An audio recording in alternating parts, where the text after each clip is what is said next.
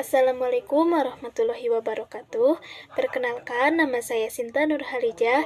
NPM saya 10120640 dari kelas H1 Manajemen.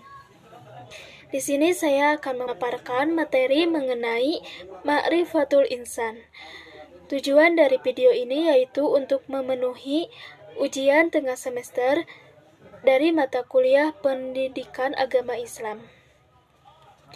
Baik, kalau begitu kita langsung saja ke materi.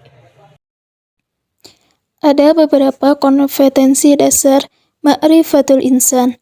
Yang pertama, mengenai asal-usul manusia. Yang kedua, memahami hakikat manusia. Yang ketiga, mengetahui peran dan tujuan manusia diciptakan.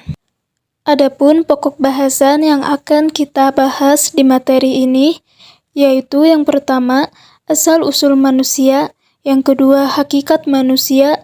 Yang ketiga, peran manusia. Dan yang terakhir, tazkiyatun nafs. Baik, sebelum ke pokok bahasan, mari kita mengenal dulu apa itu Ma'rifatul Insan. Ma'rifatul Insan mempunyai dua kata, yaitu ma'rifat dan insan. Ma'rifat berarti mengenal, sedangkan insan berarti manusia atau diri sendiri. Jadi, Ma'rifatul Insan dapat diartikan mengenali diri sendiri. Secara istilah, Ma'rifatul Insan sendiri merupakan suatu proses mengenali dan memahami penciptaan manusia oleh Allah Subhanahu wa Ta'ala, yang mana manusia merupakan makhluk yang paling sempurna di antara makhluk lainnya. Asal-usul manusia. Sebelum diciptakannya manusia, sempat terjadi perbincangan antara malaikat dengan Allah Subhanahu wa Ta'ala. Allah Subhanahu wa Ta'ala berfirman dalam Quran surat Al-Baqarah ayat 30 yang artinya, "Sesungguhnya aku hendak menjadikan seorang khalifah di muka bumi ini."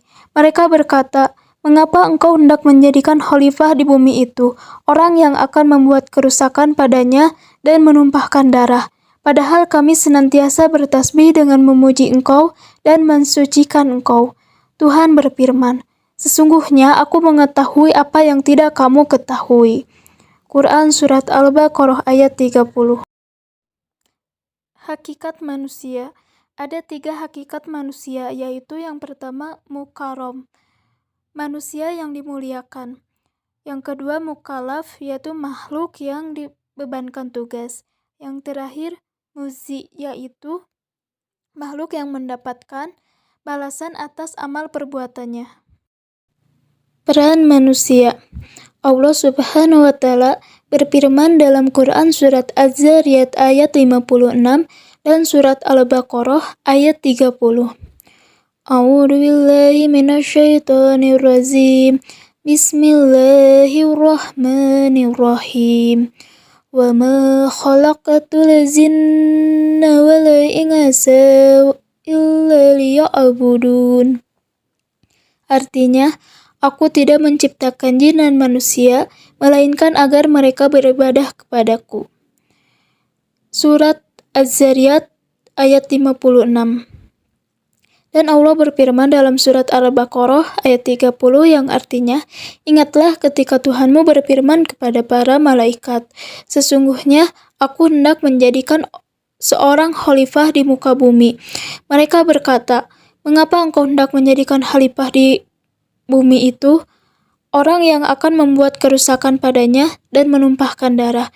Padahal kami senantiasa bertasbih dengan memuji engkau dan mensucikan engkau." Tuhan berfirman, "Sesungguhnya aku mengetahui apa yang tidak kamu ketahui." Yang terakhir, pokok bahasan kita yaitu tazkiyatun nafs. Buah dari tazkiyatun nafs akan tampak dalam perilaku seseorang, di antaranya yaitu yang pertama selalu bersyukur. Mensyukuri nikmat Allah yang diberikan kepada seorang adalah perbuatan mulia, tetapi banyak di antara orang sulit melaksanakannya karena melupakan nilai nikmat yang sangat besar telah diberikan oleh Allah Subhanahu wa Ta'ala, kecuali orang-orang yang selalu mengadakan tazkiyatun nafs terhadap dirinya sendiri. Yang kedua ada bersabar. Allah Subhanahu wa Ta'ala berfirman, Hai orang-orang yang beriman, jadikanlah sabar dan sholat sebagai penolongmu. Sesungguhnya Allah beserta orang-orang yang sabar. Yang ketiga, pemaaf. Konsekuensi tertanamnya tazkiyatun nafs juga dapat melahirkan orang-orang yang mampu menahan amarah dan membentuk perilaku pemaaf. Karena dalam diri penuh emosional, sulit orang mampu mewujudkan jiwa yang suka memaafkan terhadap kesalahan pihak lain. Sesungguhnya, menurut pandangan Islam, nilai pemaaf merupakan hasil penataan dari keimanan seseorang. Oleh karenanya, Allah Subhanahu wa Ta'ala mengabdikan dalam Al-Quran, dan orang-orang yang menahan amarahnya dan memaafkan kesalahan orang, Allah menyukai orang-orang yang berbuat kebajikan.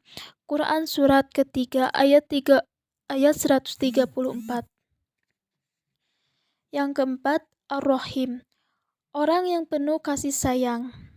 Yang kelima, Al-Amin, salah satu akhlak yang menonjol dalam perilaku Rasulullah SAW yaitu Al-Amin atau dapat dipercaya. Yang terakhir ada Al-Falah, yaitu puncak tazkiyatun nafs yang sebelumnya telah melakukan aktivitas syukur, hingga Al-Amin sebagai buahnya Al-Falah atau kemenangan. Al-Falah yang diraihnya bukan hadir melalui proses tazkiyah. Untuk meraihnya, jadi perlu kesungguhan, ketaatan kepada Allah dan Rasul-Nya.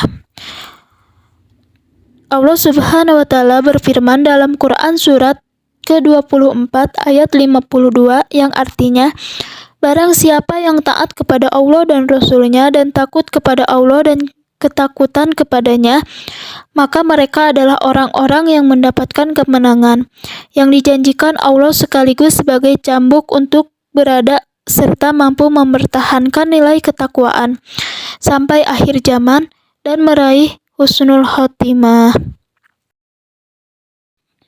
Sekian materi Ma'rifatul Insan yang bisa saya sampaikan. Semoga bisa mengingatkan kita kembali akan hakikat penciptaan manusia di muka bumi ini.